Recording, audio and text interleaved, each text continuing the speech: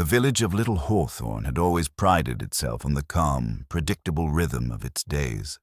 Cobbled streets gleamed after morning mist, and the low hum of conversation drifted from the tea shops and market stalls like a gentle breeze. On this particular September morning, the villagers were bustling with a rare, almost electric energy. It was the day of the annual village feast, a tradition dating back decades, where the townsfolk would gather in the sunlit meadow near St. Mary's Church, sharing homemade pies, sweet preserves, and the occasional scandalous gossip over cups of fragrant tea. Miss Marple, seated under the shade of an old oak tree with a delicate linen handkerchief folded across her lap, observed the preparations with her usual quiet curiosity.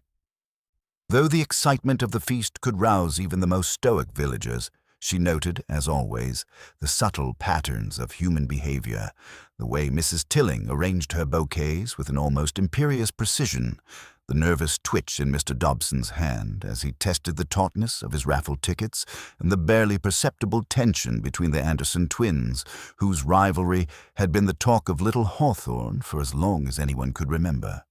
It was a perfect morning. Sunlight dappled the meadow, glinting on the silver trays of sandwiches and on the tips of the cherry-red apples that Mrs. Bletchley had brought from her orchard. Children scurried about, squealing in delight as they played a chaotic version of hide-and-seek, while a small brass band struck up a cheerful march, the music floating lazily across the village green. Yet, as Miss Marple sipped her tea, she could not entirely dismiss a faint undercurrent of tension. There were glances that lingered too long, whispered exchanges that seemed unnecessary for the routine of a village festival. Villages were like patchwork quilts, she thought. What looked neat and harmonious on the surface were often hid seams, fraying with resentment and hidden secrets. It was mid-morning when the first anomaly occurred. Mr. Thorne, the baker, a robust man with flour perpetually dusting his hair, was supposed to unveil the prize-winning apple pie, an honor he held with quiet pride. But instead of a cheerful presentation, there was a sudden, muffled scream that sliced through the festive air. The brass band faltered mid-tune, the children froze mid-leap, and a cluster of women dropped their wicker baskets with a clatter. By the time Miss Marple had made her way to the source, a small crowd had gathered around the long wooden table in the center of the meadow.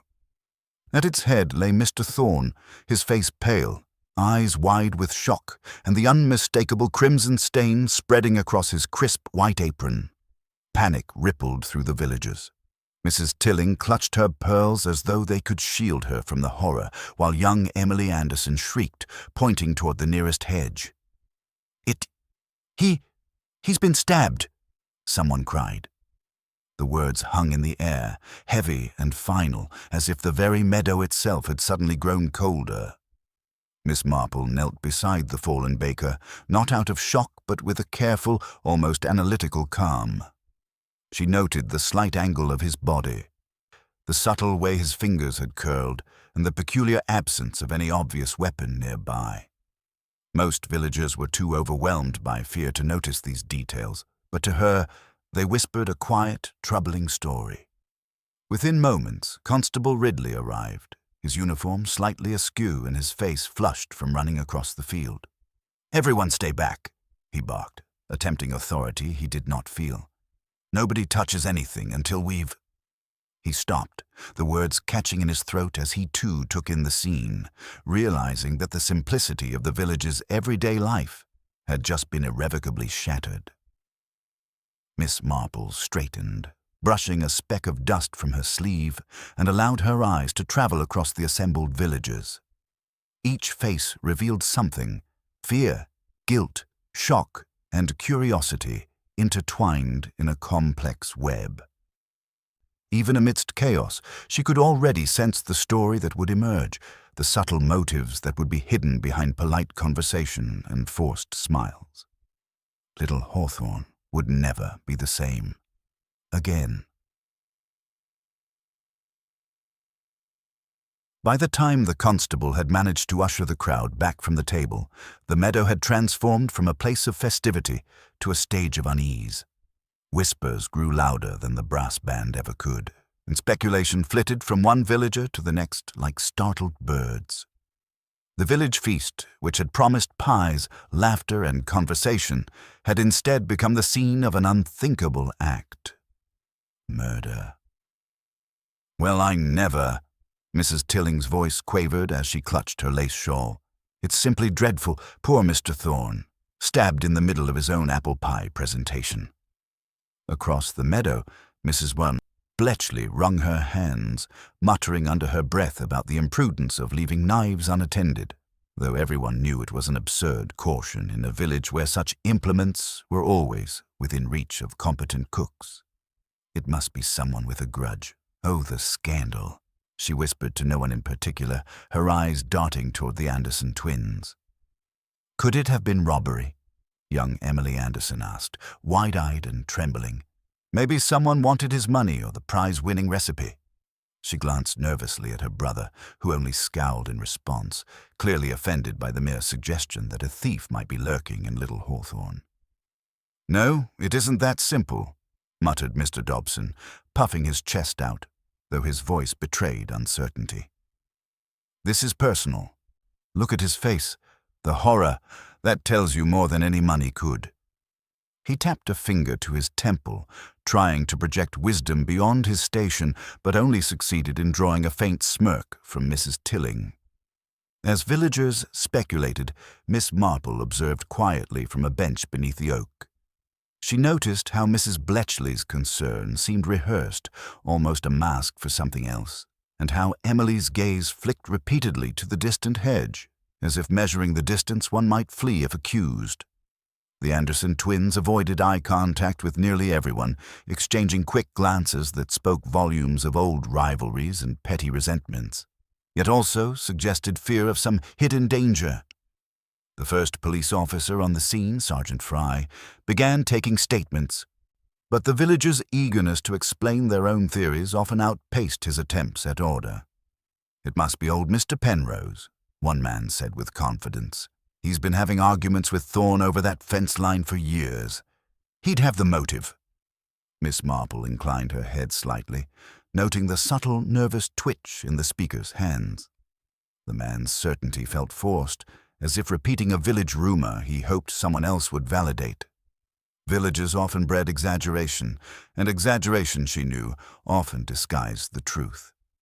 Other suggestions poured in, each more improbable than the last. Mrs. Tilling insisted it was someone jealous of Mr. Thorne's culinary fame. Mr. Dobson suspected a secret lover spurned. Emily's mother hinted at a distant cousin from the neighboring parish who had once quarreled with the baker over a horse trading deal. Each idea circulated and multiplied, weaving a tapestry of intrigue that grew thicker with every whisper. In the midst of the chaos, two figures remained curiously silent: Mr. Thorne's long-time apprentice, young Timothy, and the church warden, Reverend Collins. Timothy's hands were stained with flour, his face pale as he clutched a folded apron to his chest. He avoided the crowd, lingering near the edge of the gathering, watching the reactions of others as if measuring their guilt by the tremor in their voices. Reverend Collins, meanwhile, kept his hat pressed in his hands, muttering prayers under his breath while carefully maintaining a polite distance from the speculation around him. Even the children, usually oblivious to adult concerns, seemed to sense the tension. They clustered in small groups, whispering in hushed tones, their games interrupted and replaced by whispered theories of mischief and malice. Little Hawthorne, usually a sanctuary of innocent curiosity, had become a breeding ground for suspicion, with every glance and gesture suddenly charged with potential significance. Miss Marple sipped her tea, listening without interrupting. She understood the importance of allowing rumors to settle and perceptions to surface naturally. People revealed their secrets in subtle ways when they thought they were speaking freely, and the village, as always, was beginning to show her its hidden patterns. The first obvious suspect had already emerged in whispers and half-formed accusations. Old Mr. Penrose, cantankerous and known for his sharp tongue, seemed an easy target for collective judgment. He was always arguing with Thorne. Villagers insisted. Everyone knew it. Yet Miss Marple's keen eyes noticed how the accusers' voices rose with excitement rather than certainty. If guilt were so obvious, why did their eyes flicker when he approached, betraying a flicker of doubt or hesitation? Meanwhile, the constable did his best to maintain order, moving villagers back from the scene of the crime and directing others toward the parish hall. Miss Marple followed, walking with deliberate slowness, allowing herself to be part of the crowd, yet apart from it. Every whisper she heard, every nervous glance she caught, became a thread she would later weave into the larger pattern. Even as the afternoon waned, the village had not settled. Groups formed and reformed, discussing theories, conjecturing motives, and examining relationships with newfound scrutiny. Friends whispered about neighbors, children echoed adult suspicions, and the once joyful meadow of Little Hawthorne had become a labyrinth of fear, speculation, and hidden resentment. Miss Marple noted it all. The way Mrs. Tilling fussed over her pearls to hide her own fear, the nervous energy in Emily Anderson's fidgeting hands, the quiet observation of Timothy and Reverend Collins, and the villagers' eager fingers pointing at anyone who seemed unusual or tense. In every detail, she recognized the same principle she had long observed. It was rarely the most obvious person who committed a crime, but the ordinary people, hiding ordinary secrets, who made extraordinary mistakes. As she made her way to a secluded bench in the shade, Miss Marple allowed herself a small, thoughtful smile. The village had begun revealing its true character piece by piece, and she, as always, would quietly follow the clues that others overlooked. In time, she would untangle the threads of suspicion, deception, and hidden motive, but for now, she simply watched, listened, and waited. Little Hawthorne's calm had shattered, and the village feast that had begun with laughter was now a mirror reflecting the complex, often hidden, darkness beneath its genteel surface. By mid-afternoon, the village green had settled into an uneasy quiet. The initial flurry of screams, accusations, and frantic gestures had given way to a cautious order imposed by Constable Ridley and Sergeant Fry. The crowd lingered at a distance, whispering in low tones and stealing occasional glances at the body that still lay on the central table, now cordoned off with the simplest barrier of rope and a few kindly volunteers. Yet the atmosphere was far from calm. Fear and curiosity wove through the villagers like threads of a tapestry, each strand tugging at another, creating tension that was almost tangible. Miss Marple remained seated beneath the old oak, her gaze flicking subtly between the assembled townsfolk. She had no need to rush. Events would unfold for her naturally if she simply watched. Already, small but telling details had begun to reveal themselves. Mrs. Tilling, for instance, spoke frequently of Mr. Thorne's generous nature, yet her eyes betrayed a faint impatience, a longing to steer attention away from certain matters. Emily Anderson, whose initial shock had been most pronounced, now lingered near the fringe of the cordon, her face pale and lips pressed together as if holding back an unspoken secret. Even Timothy, the baker's apprentice, though trembling visibly, was careful to note every movement of the crowd, as if cataloguing potential witnesses. Constable Ridley approached her cautiously, aware of her reputation in the village for understanding people better than most policemen could. "Miss Marple," he began, his voice edged with both hesitation and respect. "I hope you'll forgive my asking, but have you any ideas about what might have happened?" Miss Marple smiled faintly, a small knowing curve of her lips. "Ideas, my dear constable, come only after one has watched carefully and listened thoroughly," she replied softly. "One must give the village time to speak for itself. People reveal more than they realize when they think no one is observing them." The constable frowned, unsure whether she was offering practical advice or merely philosophizing. "I suppose. But surely someone saw something." "That is often the case," Miss Marple said. folding her hands neatly on her lap. Yet the truth is rarely the first thing anyone thinks of.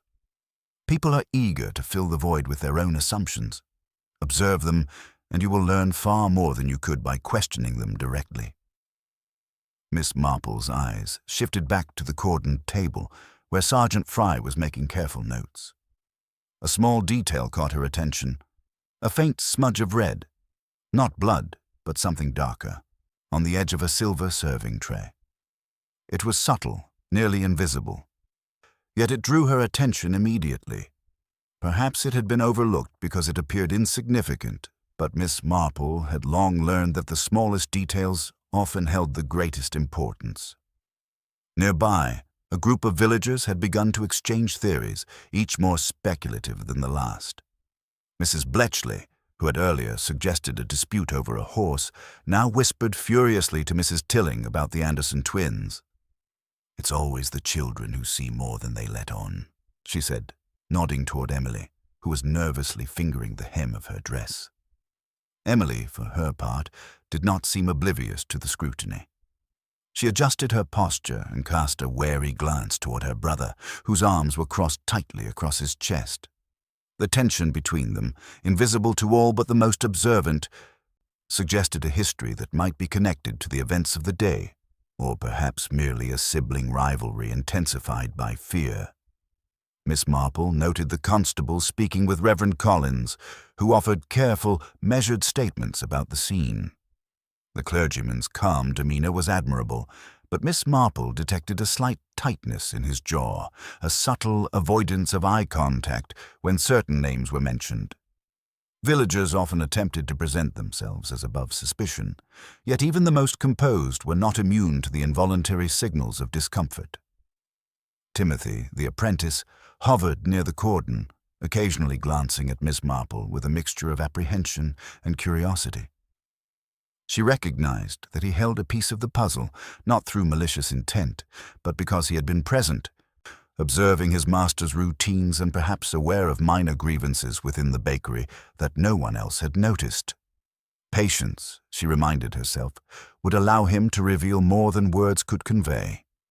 Across the meadow, the brass band had quietly retreated to the edge of the green, their instruments unused but still warm from the morning's cheerful music. The children, restless yet subdued, whispered amongst themselves, their games replaced by cautious observation. Even they contributed small insights, for they noticed gestures and expressions that adults often missed entirely. Miss Marple rose slowly and began to walk among the villagers, her movements gentle and unobtrusive. She nodded here and there, inquiring politely about minor details of the day, though always with the softest of voices, almost as if speaking to herself. Each answer she received, each flustered glance or hesitant pause, added another layer to the picture forming in her mind. She paused near Mrs. Tilling, who was fussing with a lace handkerchief and muttering about the impropriety of knives left unattended. "Did you notice anything unusual this morning?" Miss Marple asked innocently. Mrs. Tilling blinked, caught off guard.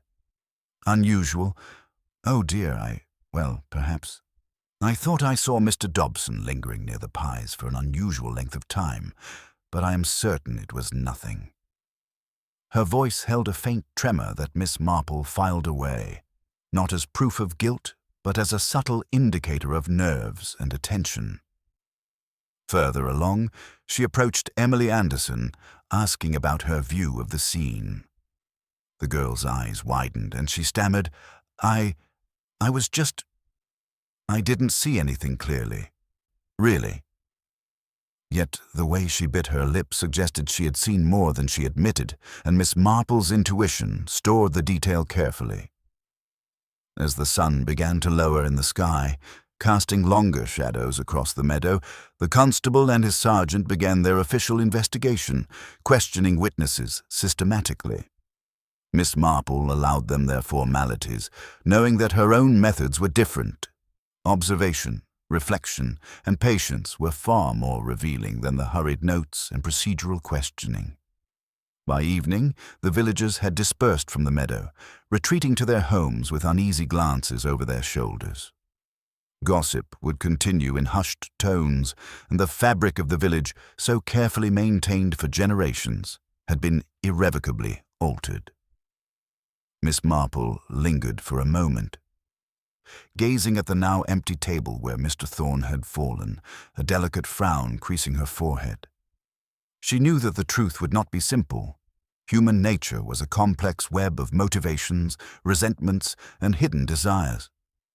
The clues, both spoken and unspoken, would need to be teased apart with care, and Miss Marple, as always, would observe quietly, allowing the village itself to reveal its secrets in its own time. The village feast had ended in blood, but for Miss Marple, the investigation had only just begun, and she, with her gentle manner and unassuming presence, would be ready to unravel the threads that bound this small community in secrecy, suspicion, and ultimately, revelation. The morning after the tragic events at the village feast, little Hawthorne awoke to a curious mixture of fear, speculation, and indignation. The news of Mr. Thorne's death had travelled faster than the Morning Post, reaching every household within the hour. Doors were bolted with extra care, and shutters were left half-closed, as if mere wood and nails could keep the shadow of murder at bay. The meadow, once filled with laughter and the scent of baking, now lay empty, a faint trace of festivities lingering only in trampled grass and abandoned picnic blankets. Constable Ridley and Sergeant Fry returned promptly. Their purpose clear: they must establish a suspect quickly before the village's anxiety could deepen into hysteria. Already the fingers of accusation were pointed, forming a chain that seemed determined to lock onto the most convenient target. Miss Marple, strolling quietly past the parish hall, observed the first wave of suspicion settle like a heavy fog over old Mr. Penrose's cottage. Penrose, a man in his late 70s with a bent back and a weathered face, was well known in Little Hawthorne for his sharp tongue and insistence on propriety. Neighbors described him as cantankerous, yet fundamentally harmless. Still, the circumstances of Mr. Thorne's death, combined with Penrose's frequent quarrels with the baker over property lines and minor disputes, made him a natural focus for gossip. "I told you so," whispered Mrs. Bletchley to Mrs. Tilling as the two women passed the Penrose residence. "It had to be him. Who else has the motive to act so boldly?" Mrs. Tilling adjusted her hat, nodding in agreement, but speaking under her breath. "Yes, yet there is something about it that doesn't feel quite right. I can't explain it." Miss Marple, walking just behind them, noted the subtle hesitancy in Tilling's voice. People often revealed their intuitions without meaning to, and the faint doubt in her words was a thread that demanded attention. While Penrose might have been the obvious suspect, intuition suggested otherwise. The constables soon arrived at the Penrose cottage, knocking firmly on the weathered door. Mr. Penrose opened it slowly, peering out with a mixture of surprise and mild irritation. "What is it now?" he demanded, his voice rough, yet betraying no immediate fear. "Good morning, sir," Ridley said briskly. "We need to ask you a few questions regarding yesterday's incident. It's routine." Penrose's eyes narrowed, and he stepped back, waving a hand toward the interior. "Routine, is it? I've done nothing to deserve suspicion. Nothing." Inside, Miss Marple had already arrived, escorted politely by the constable, who clearly trusted her discretion. She greeted Penrose with the gentlest of smiles, her hands folded in front of her. "I hope I'm not intruding," she said softly. "I only wish to ask a few quiet questions, if you would permit." Penrose, after a moment of hesitation, allowed her to remain. He settled into a chair by the window, his knobby fingers folded in his lap. Miss Marple's eyes scanned the room as she spoke, noting the meticulous organization of his papers, the faint scent of pipe tobacco, and a series of photographs on the mantel. Family portraits, some faded, some recent, Every detail told her something about the man's habits, his temperament, and his attachments. "Mr. Penrose," she began, her voice light and conversational. "You had disagreements with Mr. Thorne, yes?" "A few," he admitted, leaning back, his eyes wary.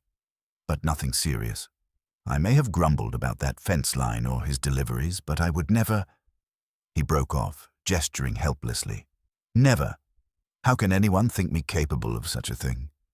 Miss Marple inclined her head, listening without judgment. "Of course, I only wish to understand. Did you happen to notice anything unusual at the feast yesterday?"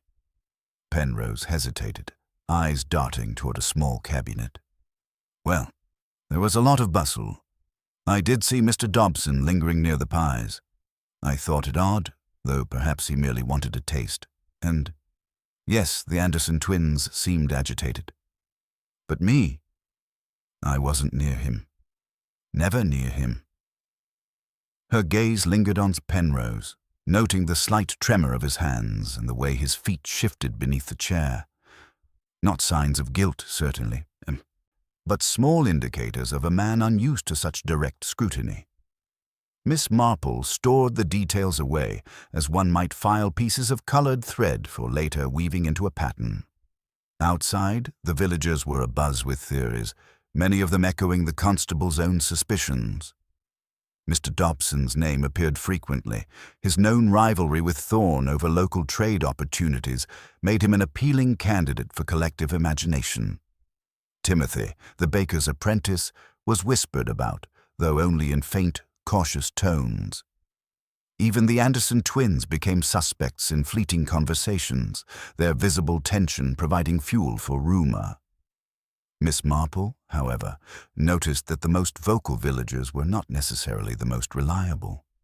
Mrs. Bletchley's insistence on Penrose's guilt, for instance, carried more certainty than evidence. And Mr. Dobson's defensive manner, though uncomfortable to observe, did not align with deliberate malice. People often betrayed themselves in ways unrelated to their actions. Fidgeting, shifting eyes, overemphasis on innocence. But Miss Marple's practiced eye distinguished instinctive fear from intentional deception. By late morning, the constable returned to the meadow to examine the table again. Penrose, of course, had been asked to remain nearby for questioning, though he maintained a polite indignation at the intrusion. Meanwhile, Miss Marple wandered the meadow, speaking quietly with Mrs. Tilling, Emily Anderson, and Timothy, gleaning subtle impressions of fear, loyalty, and hidden resentment. Each observation was catalogued in her mind, a mental ledger of subtle behaviors and nuances. "It is curious," she murmured to herself, "how the obvious suspect often attracts attention precisely because they are convenient. And yet the truth usually hides in plain sight, masked by the ordinary, unnoticed by all." As the day progressed, Ridley and Fry prepared a preliminary report, listing old Mr. Penrose as the primary suspect, citing motive and proximity to the scene. The villagers nodded, satisfied that justice would be swift, though unease lingered like the faint scent of smoke after a hearth fire. Miss Marple, however, remained unconvinced. The pattern of human behavior, she observed, the nervous glances, the subtle contradictions, the hesitant confessions, suggested that the story was far more intricate than the constable's simple deduction. Even as she sipped her tea later that afternoon in the quiet of her own sitting room, Miss Marple's thoughts were already moving ahead. She knew the village would reveal more of its secrets if one only allowed time and careful observation to work their natural course. Patience, as always, would be her most powerful tool. Little Hawthorne had named its first suspect. Yet Miss Marple, as ever, relied not on appearances or gossip, but on a deeper, subtler understanding of human nature. And in that understanding lay the first threads that would eventually unravel the true story behind the village feast that had ended in blood. The village of Little Hawthorne moved through the day with an uneasy, tentative rhythm. Life, or at least the semblance of it, continued.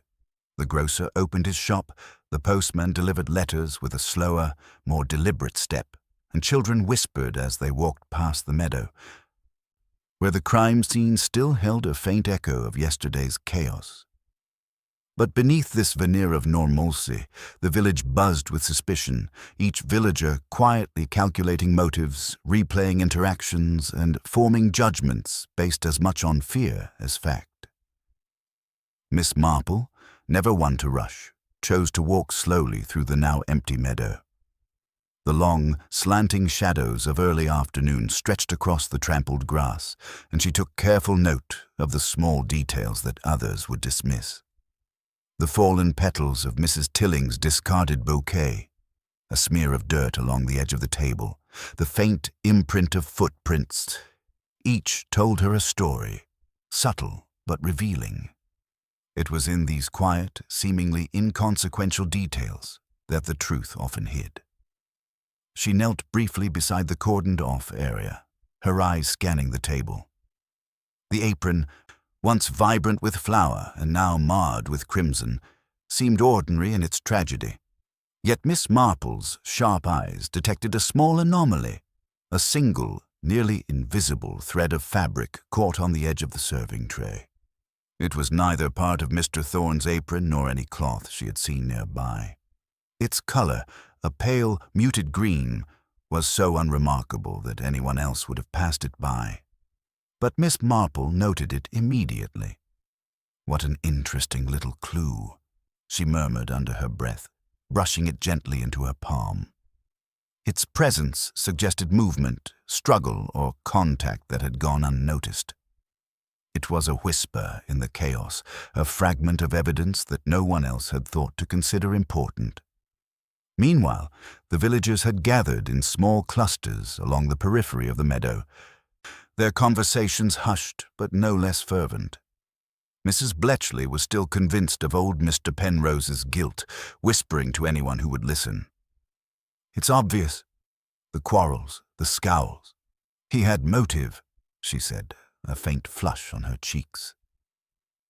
Miss Marple observed her quietly, noting that the certainty came not from knowledge, but from a desire for closure.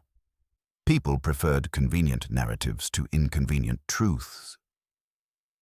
Emily Anderson wandered near the cordon, fidgeting with her scarf, casting occasional glances at the nearby hedges.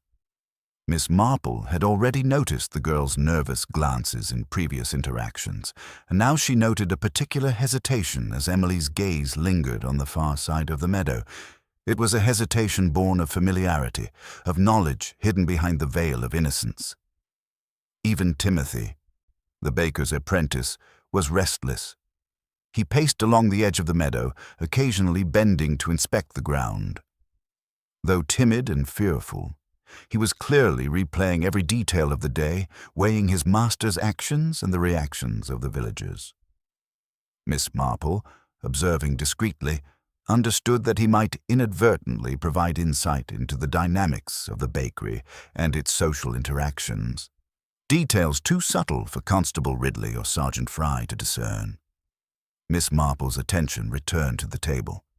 She examined the tray carefully, noting its positioning, the manner in which the pie had been disturbed, and the faint smear of green fabric she still held.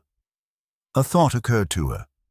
The thread was small, almost dismissible, yet it suggested contact from something living, a garment brushing against the edge during a moment of distraction or deliberate movement. Such a detail could easily be overlooked by anyone focused on the apparent drama of the stabbing, but Miss Marple understood its potential significance. She rose slowly, her movements deliberate, allowing herself to be seen by none. Observation in Little Hawthorne required patience. People spoke and acted freely when they believed themselves unnoticed. Miss Marple's eyes traveled across the meadow, noting the subtle expressions on the villagers' faces, the tension in their shoulders, and the tiny habits that betrayed hidden fears or guilty knowledge. The truth, she reminded herself, often hides in plain sight, concealed beneath the ordinary. Her walk took her toward the bakery, where Timothy had returned to organize the morning's deliveries. She nodded politely to him and spoke in a gentle tone. I hope you don't mind, Timothy, but I might ask you a few questions about yesterday. Small details are sometimes the most revealing." Timothy swallowed nervously. I'll try, Miss Marple," he said. His voice was hesitant, but his eyes betrayed careful recollection. Miss Marple could see that he wanted to tell the truth, yet feared the consequences of speaking openly. She smiled slightly, encouraging him without pushing. Returning to the meadow, she observed the Anderson twins again. The siblings spoke quietly between themselves, their expressions uneasy. Emily's hand brushed against her brother's arm, and she flinched slightly as if the gesture carried more significance than an ordinary sibling touch. Miss Marple catalogued these behaviors: the tension, the hesitation, the fleeting expressions of fear. Each would later become part of the intricate puzzle of motives and opportunity. In the late afternoon, Miss Marple visited the parish hall, where some of the villagers had gathered to discuss the unfolding investigation. The chatter was relentless. Opinions, suspicions, and conjectures collided, often contradicting one another. Yet amid the clamor, she noticed the quiet observations of a few individuals who remained on the edges, watching, listening, and reacting subtly to the words of others. These small, often overlooked reactions were, Miss Marple knew, invaluable. Her mind returned repeatedly to the single green thread, which she now examined under the soft light streaming through the parish hall window. It was frayed at one end, suggesting movement or tension, and seemed entirely ordinary, so ordinary, in fact, that it could easily be dismissed. And yet Miss Marple understood that it connected to someone, somewhere, whose movements on that fateful day had been more than casual. By evening, the villagers had dispersed once more, retreating to the warmth of their homes, carrying with them fragments of rumor, fear, and suspicion.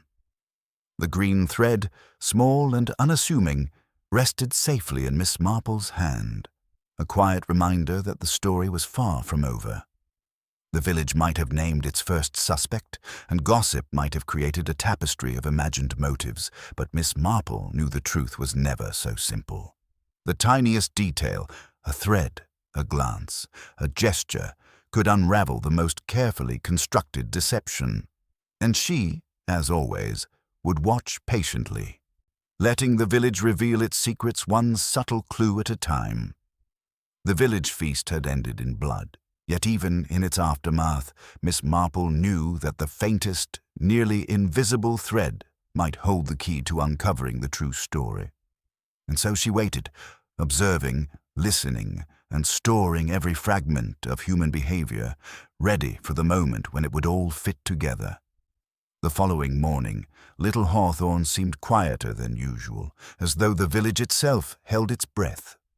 The sun rose over the rolling fields, shining on rooftops and gardens that only yesterday had witnessed laughter and feasting. Yet the shadow of Mr. Thorne's death lingered in every corner, behind shutters, under the eaves of cottages, and in the whispered conversations of neighbors who feared looking too closely at one another. Miss Marple strolled toward the village center, her eyes alert to the faintest gestures and unspoken cues. Even amid a semblance of normality, she knew that human nature betrayed itself in subtle ways. Gossip alone would not reveal the truth. It was the hidden motives, the suppressed grievances, and the quiet fears that formed the true tapestry of the village. Her first stop was the bakery, where Timothy, the young apprentice, had returned to his duties under the watchful eye of the constable. The man was tense, his movements precise and careful, yet Miss Marple could see that he was holding something back. He hesitated when she inquired about minor details from the feast, as though afraid of what even a casual answer might reveal. The old detective's eyes softened. She had learned long ago that timidity often concealed knowledge as vital as any confession. "Timothy," she said gently, "sometimes small observations can be more helpful than what we think we know. Did you notice anything yesterday that seemed out of place?" The apprentice swallowed, glancing toward the still-cordoned table at the meadow. I saw Mr. Dobson speaking quietly with Mrs. Tilling before the pie was brought out, he admitted, voice low.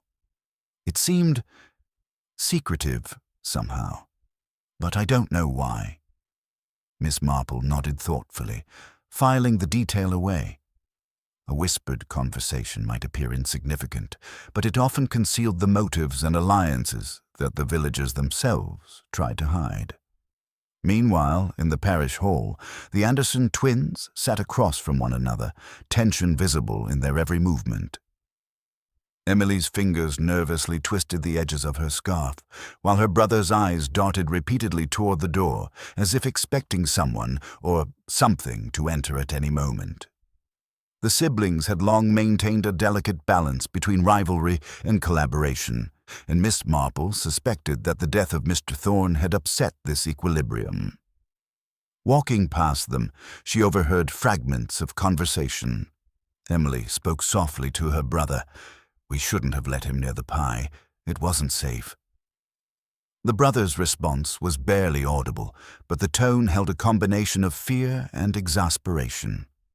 Miss Marple did not need more. The nuance in their voices, the slight shifts in posture, and the hesitation in Emily's eyes all told a story of concealed involvement, or at the very least, knowledge of events not yet spoken aloud. As the day unfolded, Miss Marple visited old Mr. Penrose, whose home had become the epicenter of gossip. The man greeted her with a mixture of irritation and polite civility, clearly weary of the constant scrutiny. Yet beneath his cantankerous exterior, small details betrayed his inner state. His hands fidgeted with the edge of a handkerchief, his eyes darted toward the window more than once, and his answers, though precise, occasionally carried a subtle hesitation. "Mr. Penrose," she said softly, "you have lived here for many years. People often carry grudges, even if only in thought. Did you notice any tension among your neighbors yesterday?" Penrose hesitated, then muttered, "There's always tension, between the Andersons and the Dobsons, between families who feel overlooked, and between those who think they know everything.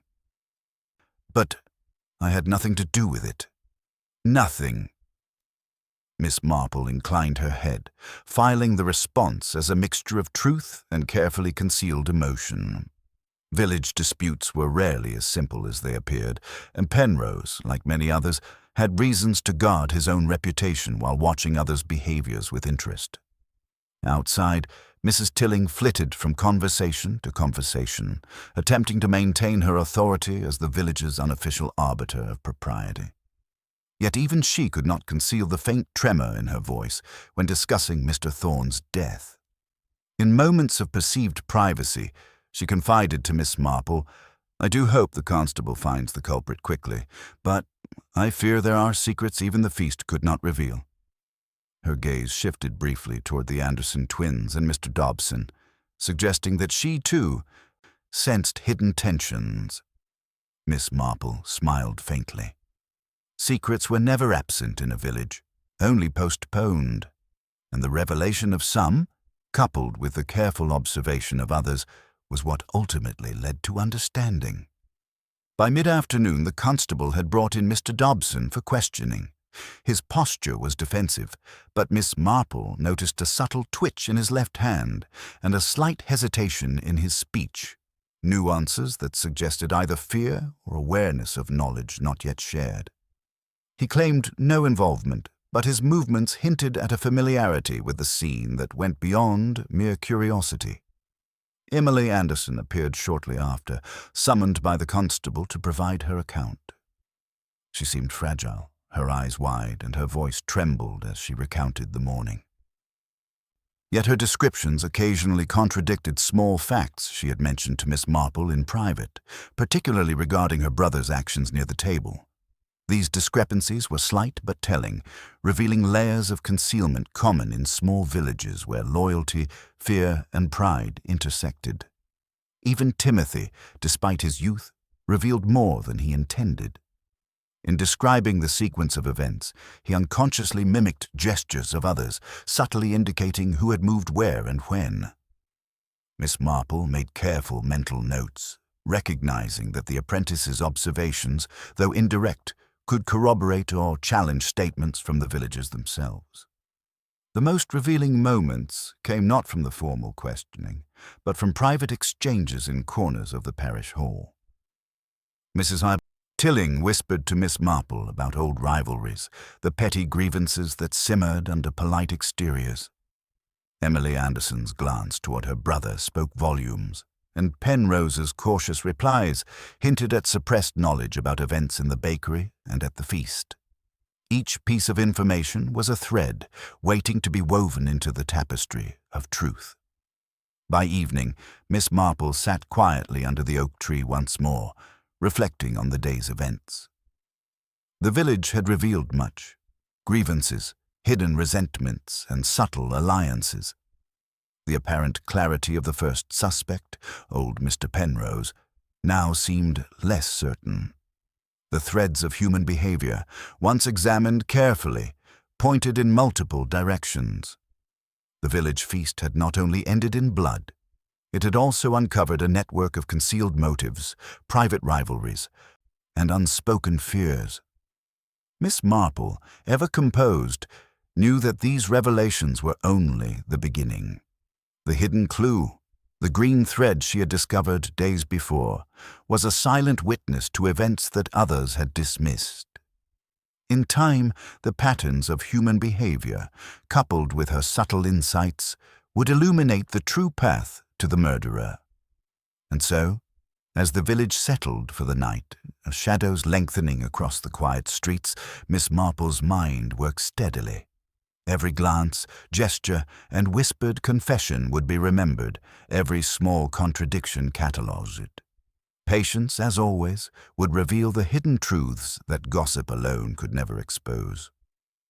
Little Hawthorne, in its seemingly serene facades, had begun to unravel, and Miss Marple, gentle and unassuming, was ready to follow its threads wherever they led.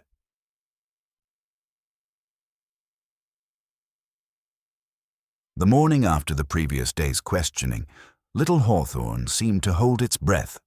The sun rose over the village, casting golden light on streets that were deceptively serene. Shops opened with an air of tentative normality.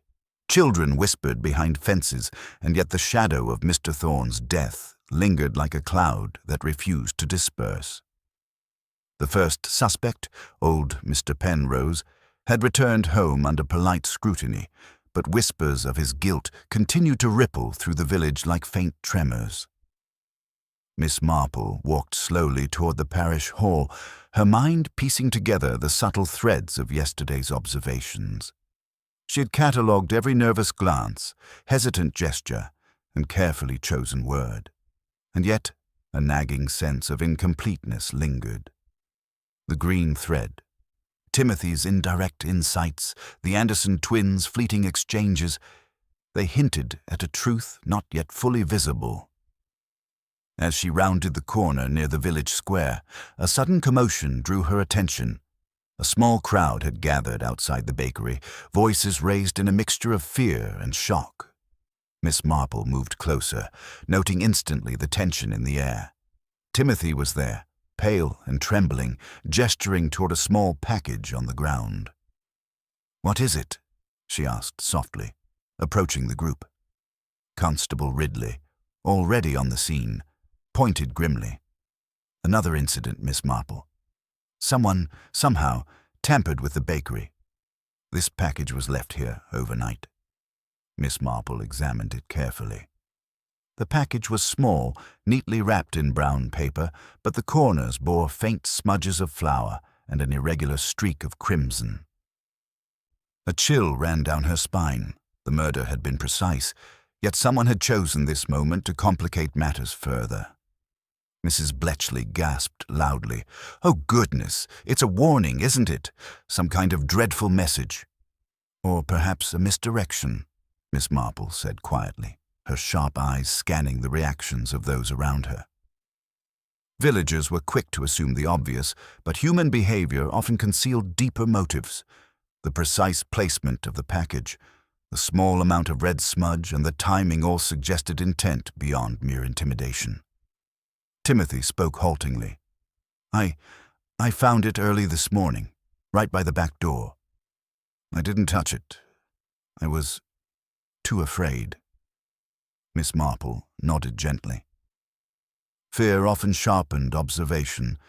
She had no doubt that Timothy's recollection was accurate, though incomplete. It was the small, overlooked details that mattered most. She observed the faint footprints leading to the package, noticing their direction, size, and depth. Someone had moved deliberately, yet with care, as though rehearsing the action. Across the square, Emily Anderson and her brother stood together, eyes wide, whispers exchanged in low tones. Miss Marple caught fragments of their conversation. It wasn't meant to happen like this. We must be careful. Their words were cryptic, but the tension in their posture, the subtle way their fingers twitched, suggested knowledge of events beyond mere speculation. Reverend Collins arrived shortly after, his face composed but eyes narrowed. "This is most troubling," he said in measured tones. "The village must remain calm. Panic benefits no one." Yet Miss Marple noticed the faint crease in his brow, the subtle shift in his stance, signs of concern that contradicted his calm voice. Villagers often masked their unease with politeness, but their bodies seldom lied.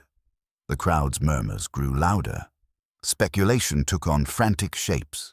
Someone suggested the package might be from a rival baker in a neighboring parish. Another whispered of a revenge plot from an old quarrel.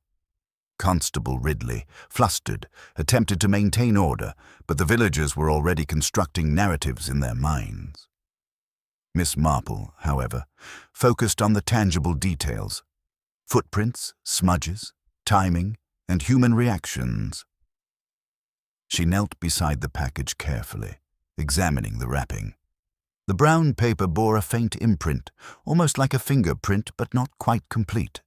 The crimson streak aligned strangely, suggesting either a rush in preparation or an attempt to mimic the scene of the murder. Someone was manipulating perception, deliberately directing attention away from the true events. Mrs. Tilling stepped forward, her voice sharp with authority. "This is beyond comprehension. First Mr. Thorne, and now this. Who would dare?"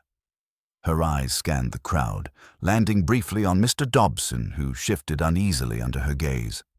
Miss Marple observed the subtle reactions: a twitch of the shoulder, a slight tightening of the lips, and a rapid glance toward the back of the bakery. Each micro-expression added to the invisible map of human behavior she was constructing.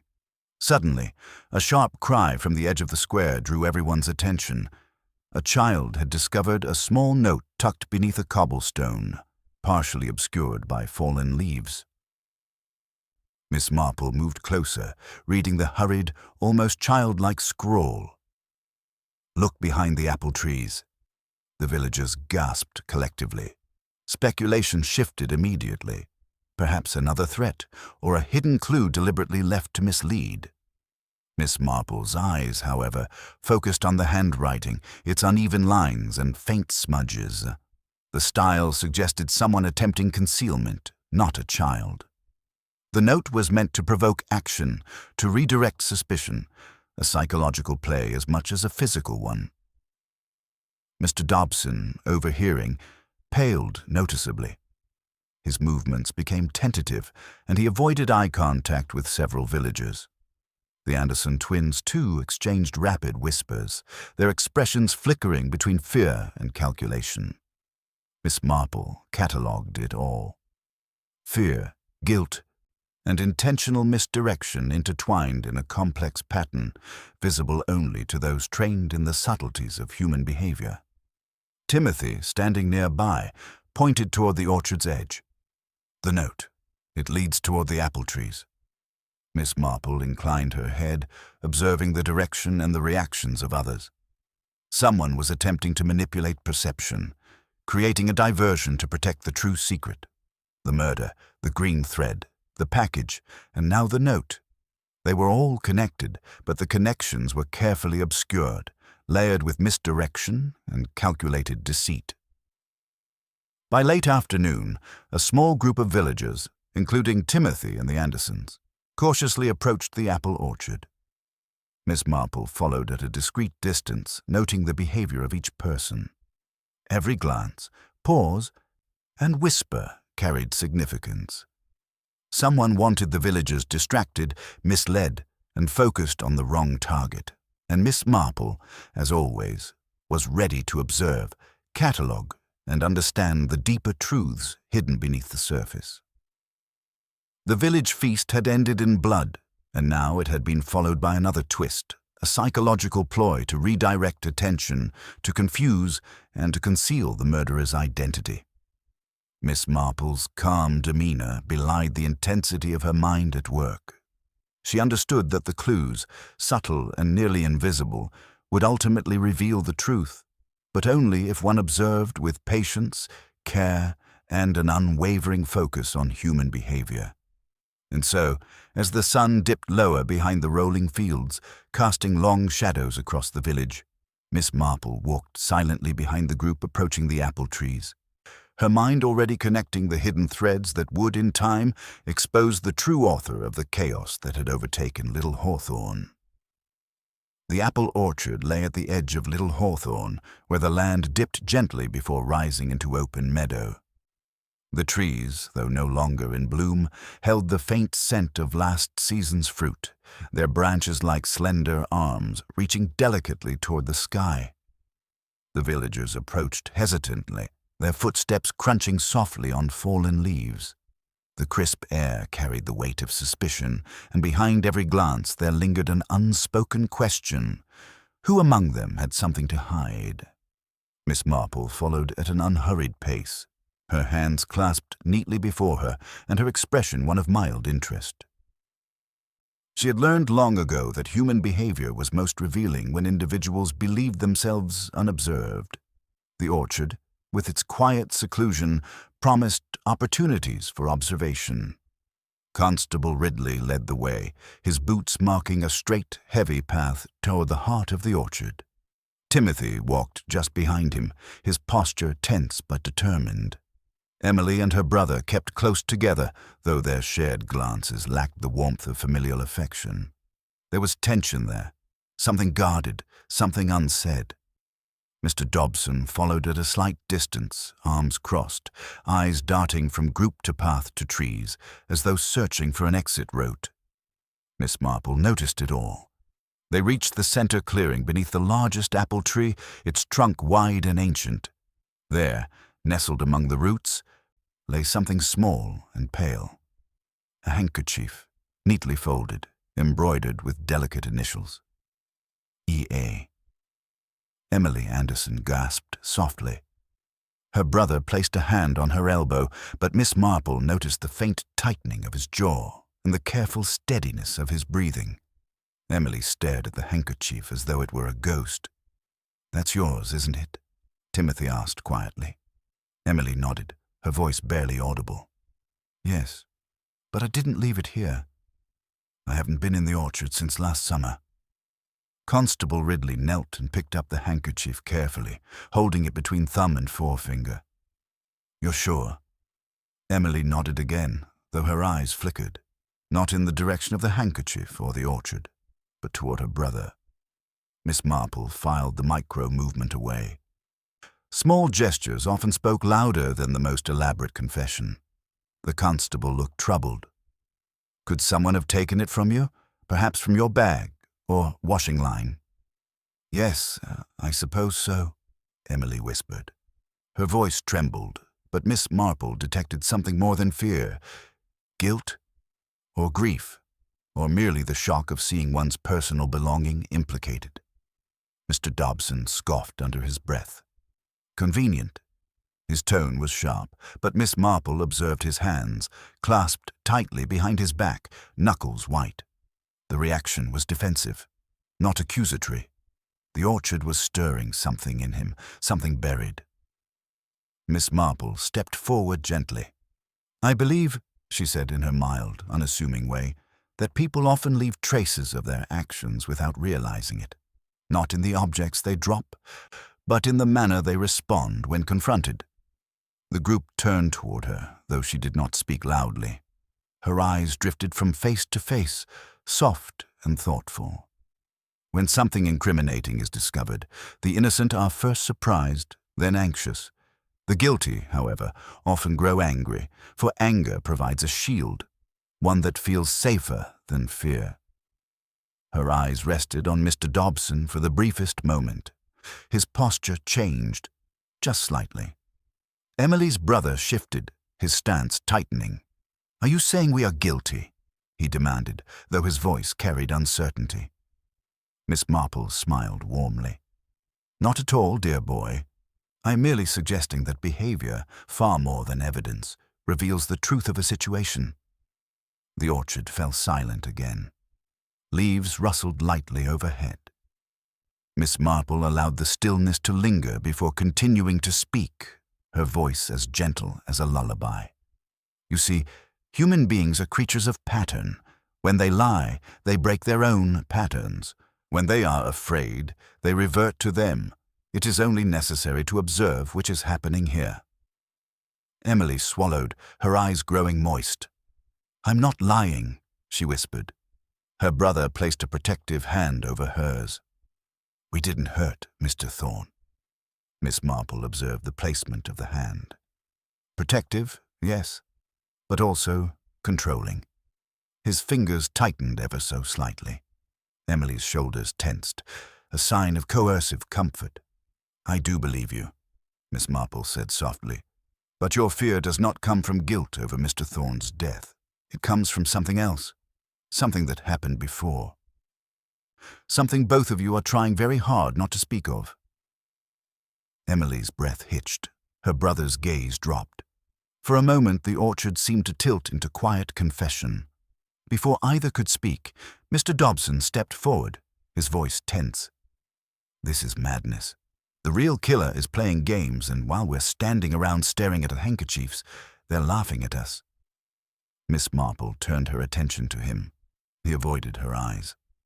"When the bakery package was found this morning," she said gently, "you reacted very strongly. Too strongly, I thought, for someone who claimed no involvement." Mr. Dobson's jaw tightened. "Because it was left at my place of work. Do you expect me to be calm?" "Perhaps not calm," Miss Marple conceded. "But familiarity, that is another matter. You were not startled by the bloodstain, Mr. Dobson. You looked at it as though you already understood its nature, and the handwriting on the note, though disguised, was traced with a dominant rightward slant, a trait I've seen in your signature many times." The orchard seemed to freeze. Timothy gasped. Emily's brother stiffened. Constable Ridley's hand moved instinctively to his sidearm. Mr. Dobson's face drained of color, but only for a heartbeat. Then his composure returned too quickly. "You have no proof," he murmured. "No," Miss Marple agreed. "Not proof, but understanding, and that is always the beginning." Silence settled, deep as soil. Miss Marple smiled faintly, as though discussing nothing more serious than a recipe. "This orchard holds more than a handkerchief. It holds memory, hidden paths, and the truth when we are ready to see it." The constable, uneasy, shifted. "Miss Marple, what are you suggesting we do now?" "We wait," she replied softly, "because guilt is a restless creature, and tonight it will not allow the guilty to sleep." And with that, she turned back toward the village, walking slowly as though she had all the time in the world. The night that followed was one of uneasy quiet in Little Hawthorne. Though the sky held a velvet darkness embroidered with stars, the village lay tense beneath it, like an animal braced for a blow. Chimneys released thin trails of smoke into the chill air, lights glowed behind drawn curtains, and yet sleep eluded nearly every household. Rumors moved faster than the wind. Fear lingered on every doorstep.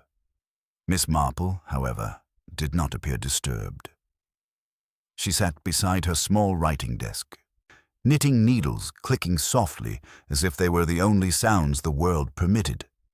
The wool threaded through her fingers with practiced ease, though her eyes remained thoughtful. She was not planning, nor speculating, nor guessing. She was remembering. For the truth of a mystery, she often said, lay not in the facts, but in the behavior that wrapped around them. In the bakery, Timothy lay awake on his narrow cot in the storeroom, hands folded beneath his head. Every creak of the floorboards above made his heart jump. Every shift of the wind sounded like a footstep. The memory of the package still haunted him, not just the blood-streaked paper, but the way Mr. Dobson had reacted. Fear, yes, but not the fear of the innocent. Across the village in the Anderson cottage, the atmosphere was equally strained. Emily sat by her window, hands clasped tightly in her lap. Her eyes glistened in the moonlight, troubled and tired. Her brother paced behind her, no longer speaking in whispers. Their conversation had fallen into silence, but silence often carried more weight than words. Emily's mind circled endlessly around things unsaid and things hidden too long. "You should sleep," her brother murmured finally. She did not turn. "I can't." He hesitated before replying. "We've done nothing wrong." The silence that followed was brittle and fragile. On the far side of the village, Mr. Dobson sat at his kitchen table, a glass of whiskey untouched beside him. His hands were clasped, elbows on the worn wood, head bowed as though weighed by invisible burdens. The orchard, the handkerchief, the note, the suspicion, all circled him like carrion crows. He knew the villagers whispered his name now. He could feel it, like fingers pressing against his ribs. He had spent his life maintaining order, propriety, routine, and now everything was unraveling. His breath came unevenly, though he told himself again and again that he had done nothing that could not be explained. But guilt, as Miss Marple had noted, was a restless creature. Outside, the church bell tolled softly to mark the late hour. The sound drifted through the village like a soft sigh. Miss Marple rose from her desk and stepped to the window. The quiet street lay empty under the silvered moonlight. But somewhere in the distance, she heard a door open. A footstep. Another. A solitary figure heading toward the orchard. She nodded to herself. The next morning dawned gray and muted, as though the sun itself approached reluctantly.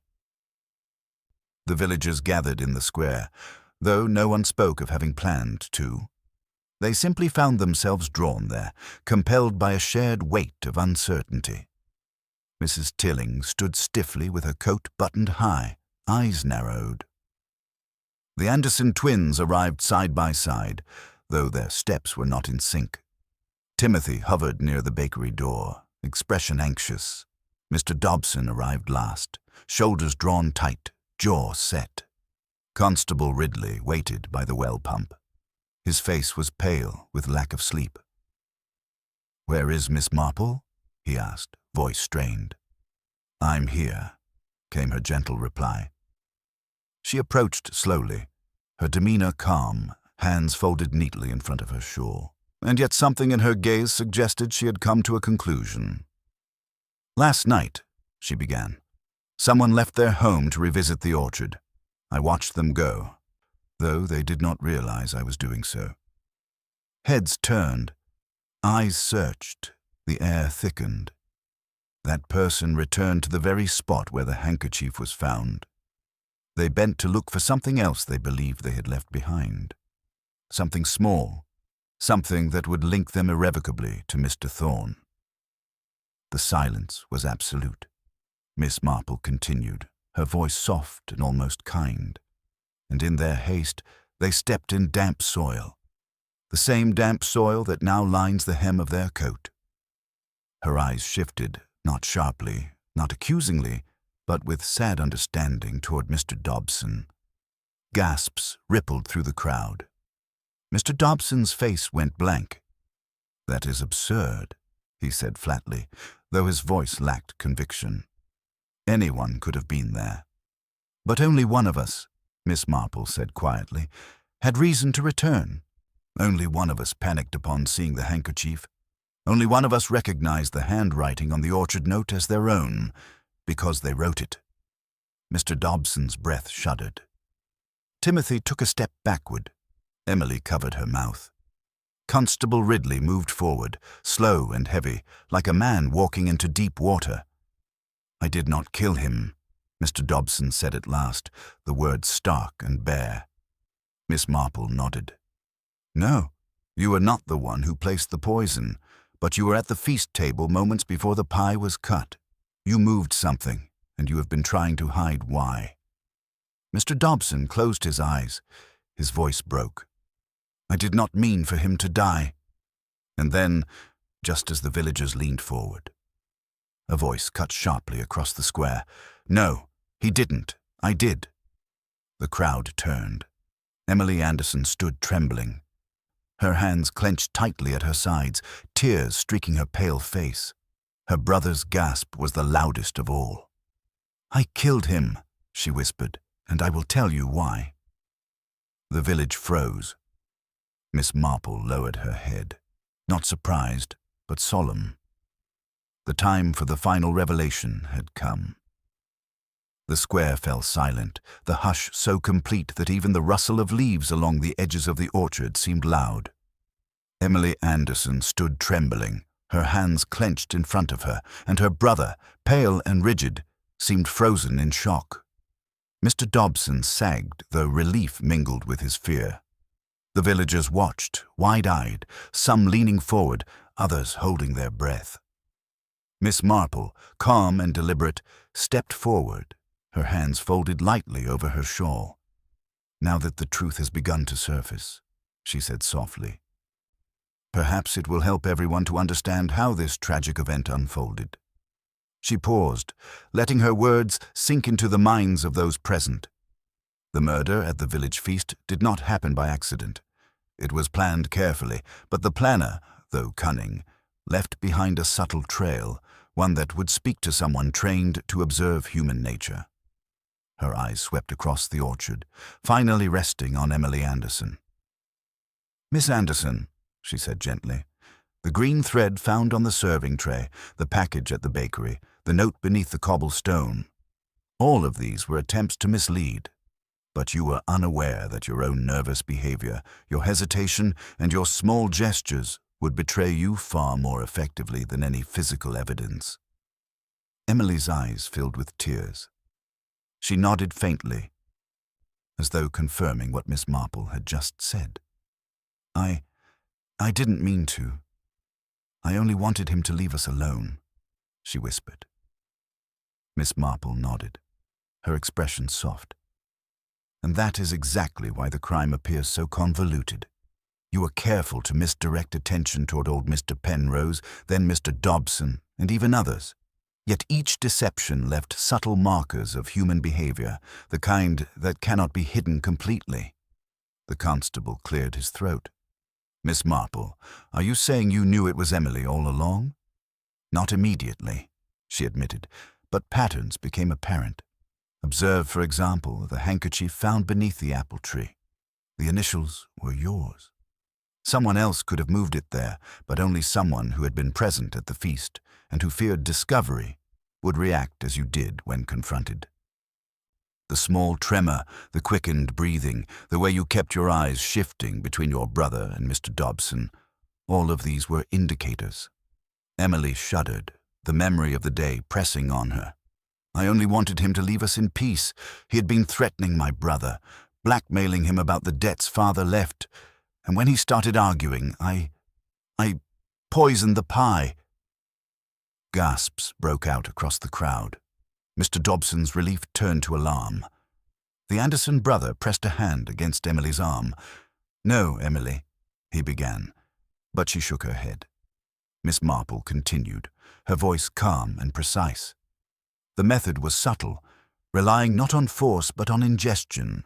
Only someone who understood the sequence of the feast's events and had access to the table could have executed it. Your placement of the green-threaded napkin, intended as misdirection, unintentionally became a clue, connecting your presence to the exact moment Mr. Thorne touched the pie. The flour smudges, the minor footprints, and the disturbed arrangement of the tray were all secondary indicators. She shifted her attention slightly toward Mr. Dobson. And you, sir, were not innocent of anxiety, but not guilty of the act. Your reactions, however, drew suspicion from the others. Observing human behavior often causes the innocent to appear guilty. Constable Ridley nodded, though his eyes remained wide with astonishment. Miss Marple, that means you pieced together the murder entirely from how people acted, not just the physical evidence. Precisely, she said softly. Forensic evidence can tell you what happened. But human behavior tells you why it happened, and sometimes who did it. She returned her gaze to Emily. Your motive was understandable, though not excusable.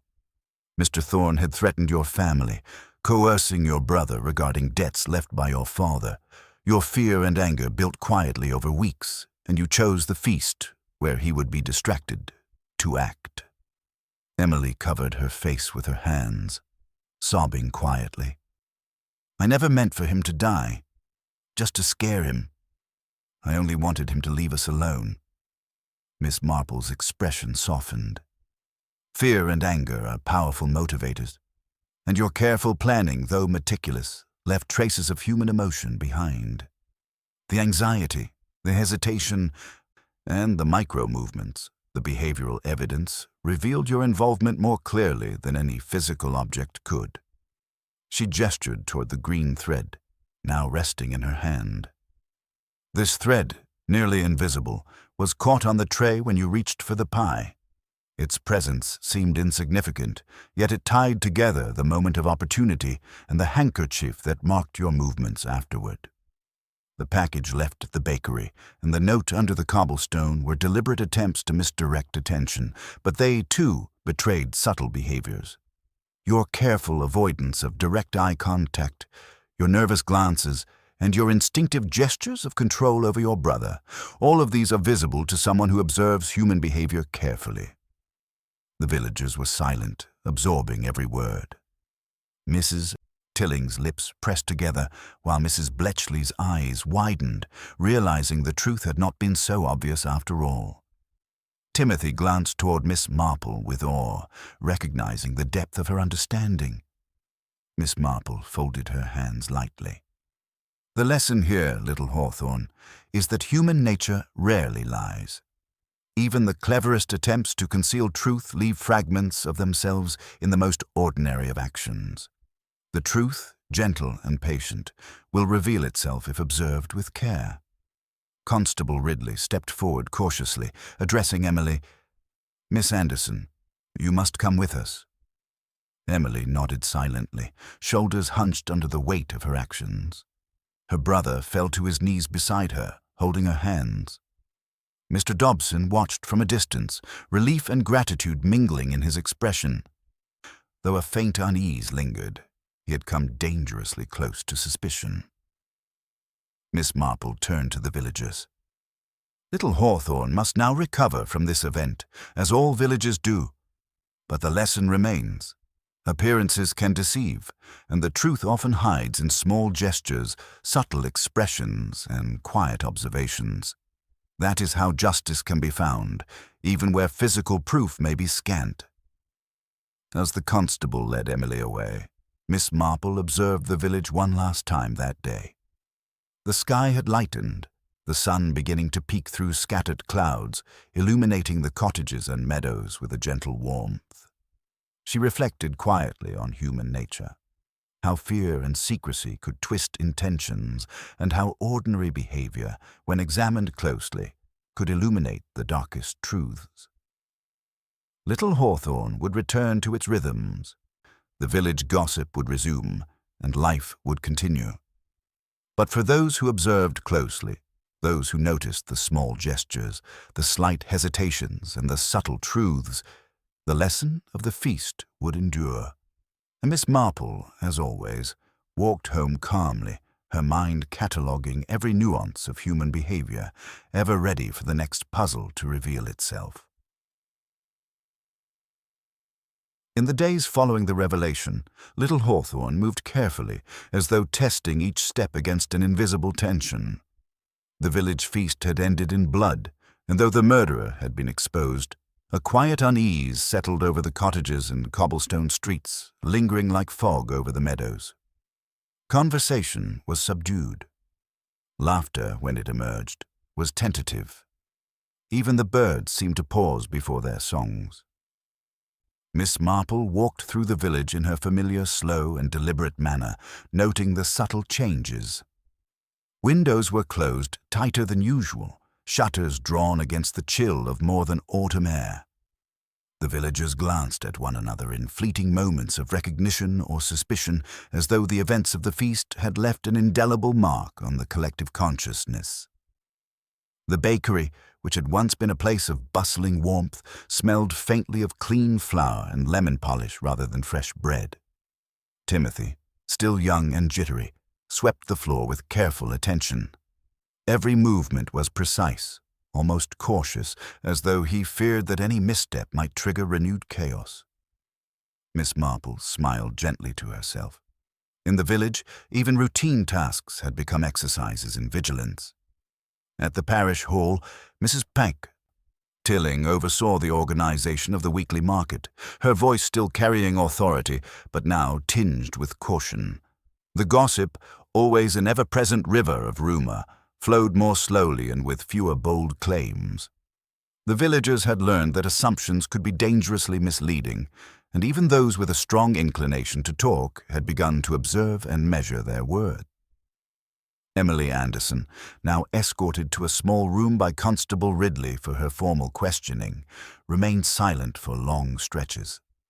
Her brother visited her briefly, offering quiet comfort, though the shadows under his eyes revealed his own turmoil. The pair had shared secrecy and fear for so long that the sudden exposure felt almost unbearable. Miss Marple had watched them from a distance, noting that even in distress, subtle patterns of movement, the tightening of a hand, the slight shift of a shoulder, the flick of an eye, revealed the intricate network of relationships that had led to tragedy. Mr. Dobson, released from initial suspicion, returned to the bakery with a wary air. He greeted Timothy with a nod, the gratitude in his eyes tempered by lingering tension. Small flour smudges on his coat had been noted only by Miss Marple, but their significance had dissipated in the clarity of the final revelation. The village seemed to recognize that innocence and guilt were not always obvious at first glance, and that calm observation, rather than judgment, was a safer path to understanding. Miss Marple visited the Anderson cottage in the late afternoon. The air within was thick with unspoken words, and the furniture seemed to carry the weight of days' worth of tension. She observed Emily's brother quietly as he moved about, completing chores with mechanical precision. Each action, though ordinary, reflected the careful attention born of fear and guilt. Miss Marple noted how human behavior, shaped by circumstance and emotion, could be both revealing and protective. Walking back through the orchard, Miss Marple lingered beneath the great apple tree where the final clues had been discovered. Its branches stretched outward, bare but graceful, as though they too had witnessed the events and absorbed the lessons of the feast. The green thread, now safely tucked in her pocket, reminded her of the subtlety with which truth often presents itself. The smallest detail, overlooked by many, can carry the weight of a revelation if observed with care. At the parish hall, villagers gathered slowly for the weekly evening tea. Conversation was cautious, polite, and measured. Mrs. Bletchley, usually quick to jump to conclusions, spoke more softly than usual, her gestures restrained. The Anderson siblings attended, silent but attentive, and even the most vocal participants in village gossip moderated their words. The feast's shadow lingered, but clarity had begun to temper fear with understanding. Miss Marple sat quietly at the edge of the gathering, observing the subtle interactions among her neighbors. A slight exchange of glances, a momentary stiffening of posture, a fleeting smile, each told a story more intricate than words alone. She noted how the village, though returning to normal, carried a memory of the chaos, a cautionary awareness that would subtly influence behavior for years to come. The constable approached her quietly. "Miss Marple," he said, "I don't know how you do it. Everyone else saw confusion, suspicion, and fear. But you—" He trailed off, glancing around at the composed yet uneasy villagers. Miss Marple smiled gently. "Observation, Ridley. Not just of what is said or done, but of what is left unsaid, what gestures reveal, and what patterns appear when people believe no one is watching. That is often the clearest path to understanding." Ridley nodded slowly, a weight lifted yet replaced by quiet reflection. "I shall try to remember that." By evening, Little Hawthorne was quiet again. The village lights glowed softly against the growing dusk, casting long shadows that flickered with the movements of those returning home. The air was cool and still, but beneath it lingered the memory of the feast, the discovery of the murderer, and the lessons learned in observation, patience, and the subtle truth of human nature. Miss Marple returned to her own home, the door closing softly behind her. She placed the green thread carefully in a small envelope, labeling it with the date. Even minor details, she reflected, must be preserved when they bear witness to events otherwise invisible. She settled into her chair with a quiet sigh, knitting needles poised but motionless. The village was safe, in a sense, but she knew that human nature, curiosity, and secrecy would continue to weave threads through every corner of Little Hawthorne. As she sipped her tea, she reflected on the past week. The seemingly innocent gathering of neighbors at the village feast. The sudden violence, the concealment, and the revelation of motives. Each layer had been obscured by fear, pride, and secrecy, yet each had left subtle traces, like footprints on the sand, waiting to be read by a careful observer.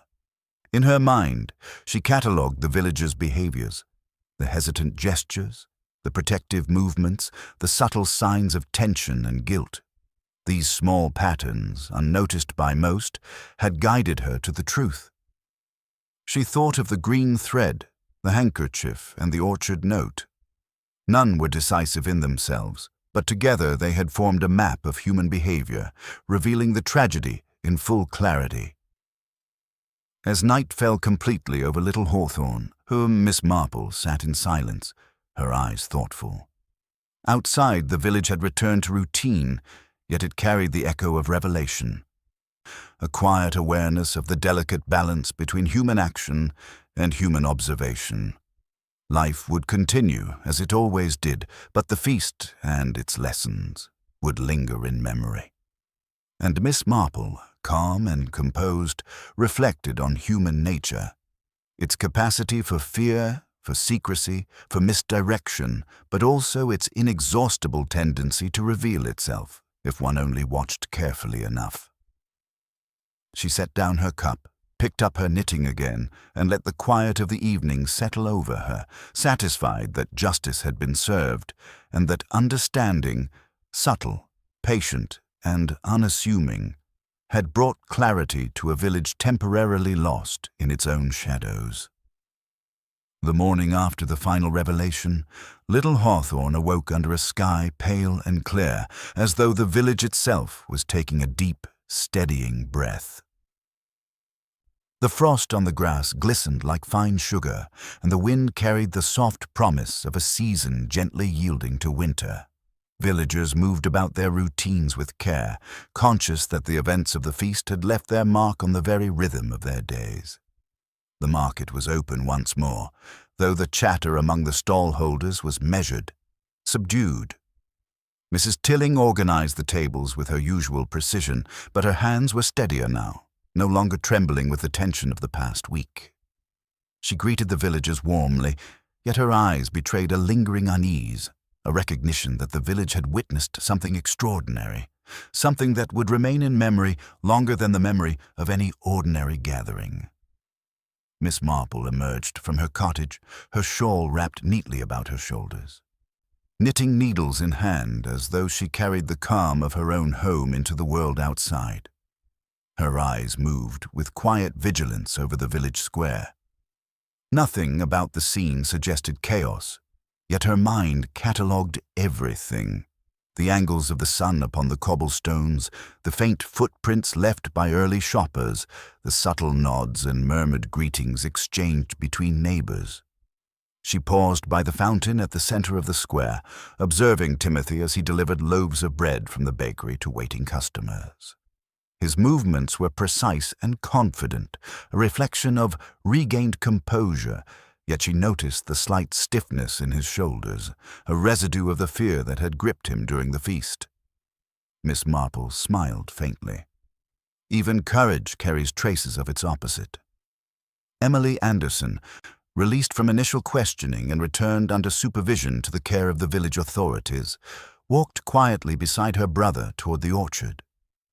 Their steps were tentative, the weight of the past week heavy upon them, yet the burden of secrecy had lifted, replaced by the sober acknowledgement of consequence. Miss Marple observed the gestures exchanged between them, the protective hand, the careful glance, the subtle shift in posture, and noted how, even in sorrow, human behavior reveals truth, reconciliation, and familial bonds. Mr. Dobson, freed from suspicion and allowed to resume his duties at the bakery, oversaw the morning's preparation of pies and tarts. Though he smiled politely at his customers, there remained a cautious watchfulness in his eyes. He had glimpsed the fragility of appearances and the power of subtle observation, and the experience had left an imprint upon him. Miss Marple noted the way he adjusted the placement of each tray, as though seeking to restore order both in his establishment and in his perception of the world. The orchard, where the green thread and handkerchief had been found, lay bathed in morning light. The branches reached outward, silent witnesses to the events that had unfolded beneath them. Miss Marple approached slowly, her fingers brushing against the rough bark of the ancient apple tree. She thought of the patterns she had observed, the clues she had interpreted, and the final psychological test that had revealed the murderer. Human behavior, subtle and persistent, had guided her to clarity more reliably than any evidence could have done. As she walked back toward the villagers passed by in small groups, polite nods exchanged. Some looked toward the bakery, some toward the Anderson cottage, and some simply went about their business, carrying a renewed sense of awareness that truth often hides in the quietest of actions. Miss Marple's presence went largely unnoticed, but she was aware of each glance, each gesture, cataloguing the subtleties of behavior with her usual precision. By mid-morning, the village council convened at the parish hall to discuss the aftermath of the feast. Though the topic was officially administrative, repairs to the hall, reorganization of community events, the underlying tension was palpable. Villagers spoke cautiously, aware that words can mislead as easily as actions can. Miss Marple listened, contributing only when necessary. Her comments measured and subtle, guiding understanding without forcing it.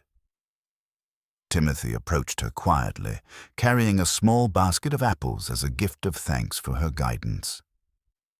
"Miss Marple," he said softly, "thank you for seeing what we could not." She inclined her head gently.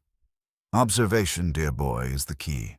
Fear, anger, secrecy, all leave traces in the way we move, the way we speak, and even in what we do not say. If you notice carefully, you will see much more than is apparent on the surface."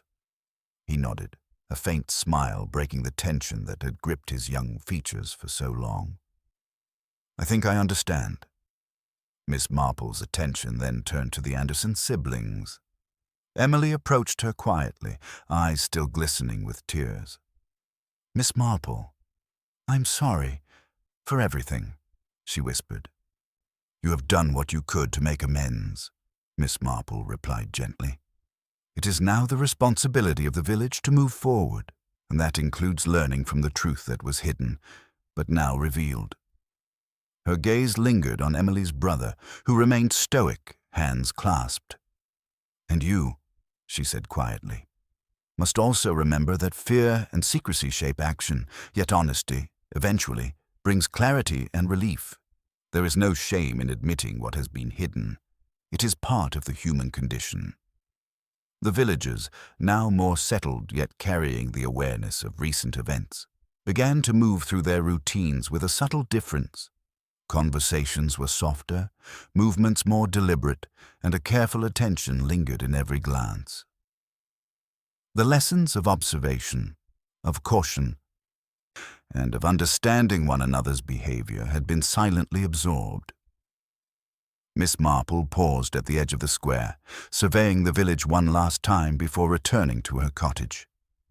She reflected on the feast, the murder, the deception, and the final revelation. Each detail, the green thread, the handkerchief, the note, the gestures, the pauses, the subtle shifts in behavior, had converged to illuminate the truth. It was not merely the physical evidence that solved the crime, but the human patterns that revealed motive, fear, and intent. As she opened the door to her cottage, the warmth of the hearth greeted her, a familiar comfort after days of attentive observation. She hung her shawl, placed the green thread safely among her notes, and settled into her chair. Knitting in hand, she allowed herself a brief sigh of satisfaction. The village had endured, the murderer revealed, and the lessons of human nature had been quietly taught, though perhaps only some would truly recognize them. Outside, Little Hawthorn returned to its rhythm. Children played, vendors sold their goods, and the ordinary sounds of village life resumed. Yet beneath the surface, a deeper awareness had taken root. The feast, which had seemed a simple celebration, had revealed the delicate and often deceptive nature of human interactions, leaving the villagers wiser, if not entirely untroubled. Miss Marple, sitting by the hearth, reflected quietly on the unfolding of events.